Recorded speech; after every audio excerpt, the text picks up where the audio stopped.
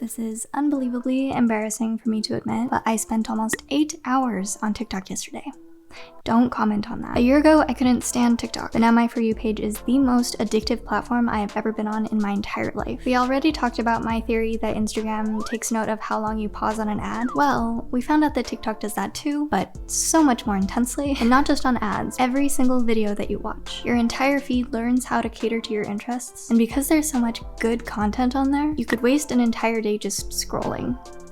Oh my god. The Wall Street Journal released an investigation last week where they wrote 100 bots to try to figure out how TikTok's For You algorithm works. A Wall Street Journal investigation found that TikTok only needs one important piece of information to figure out what you want: the amount of time you linger over a piece of content. Every second you hesitate or rewatch, the app is tracking you. But in my opinion, they used a lot of triggering content to prove their point, and I'll give you a quick little recap without all that. When you first download the app, TikTok doesn't really know a lot about you yet, so they show you a bunch of popular videos. This is actually why I deleted TikTok the first 2 times, because the videos that they showed me were really loud and obnoxious and not really my cup of tea. But after sifting through the videos based on how long you watch, the algorithm starts to pick up on what you like and pushes you more towards that content. The Wall Street Journal also interviewed Guillaume Chazot, who was featured in the Social Dilemma documentary, if you watched that on Netflix last year. He used to work on YouTube's algorithm, which is already kind of a beast when it comes to rabbit holes, but even he's concerned with how powerful, fast, and accurate TikTok's algorithm learns. The Wall Street Journal found that TikTok can pinpoint your interests in as fast as 40 minutes, or on average just a couple of hours. And with my TikTok binge yesterday, I am convinced that it just gets exponentially more targeted after that point. Trust me, I don't usually spend that much time on TikTok. I don't even check it every day, but I do tend to get sucked in whenever I do remember to open the app. So the algorithm wants to serve you content that you like. Is that a bad thing? The comments on the Wall Street Journal investigation were pretty divided, with many people agreeing with the video, but there were also a lot of people saying things like, sounds like any other algorithm, great business model, give people what they want. And I don't see what the problem is. I personally don't think that we should be normalizing this kind of behavior. I don't want every app to be this addicting, this personal, or even close. And it isn't even always what the people want. TikTok's driving factor is engagement. Chazot noted it doesn't mean you really like it or that it's the type of content you enjoy the most. It's just the content that's most likely to make you stay on the platform. One of the potentially triggering points that the Wall Street Journal found was that it was way too easy for TikTok to push sad and depressing content on one of their investigative bots that they called Kentucky 96. After like 2 hours, 93% of the videos shown on Kentucky's For You page were about depression. And I don't know about you, but I don't think it's really healthy to be watching depressing content when you're already in that mindset. The 7% of other videos suggested were mostly ads or disruptive content, which is supposed to encourage users to branch out to different interests. In response to these findings, a TikTok spokesperson said something like, "You can't expect this to happen to real people because humans have a diverse set of interests, whereas these bots have 1 or 2 topics that they were programmed to find." Let's see, right now, my For You page.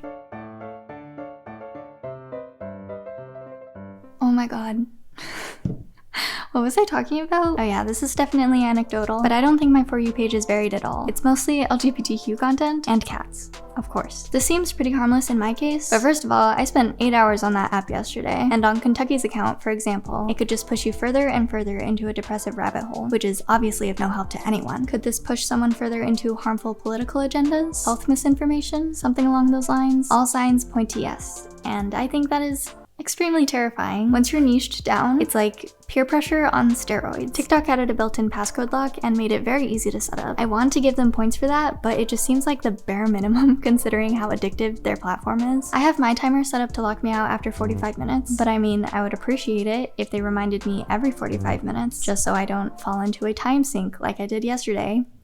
You could delete the app. That's probably a good idea if it's a personal choice, but it's like trying to teach abstinence before marriage as the only form of safe sex education, which actually results in more teen pregnancies, or like banning alcohol as your 18th Amendment and then having to repeal it in the 21st Amendment just because it got so out of hand. My point is, telling people to just delete TikTok might lead to a perverse effect, which is when an intended solution actually makes the problem worse. The better solution in this case would be to better inform and educate people on these algorithms. But for this to happen, the companies responsible, in this case TikTok and ByteDance, need to be a lot more transparent about their algorithms and intentions. If these companies aren't held responsible, then it just tells other companies that this behavior is okay. Keep in mind, this is all just from an everyday user perspective. I'm not even going to go into the allegations that TikTok has been accused of in this video.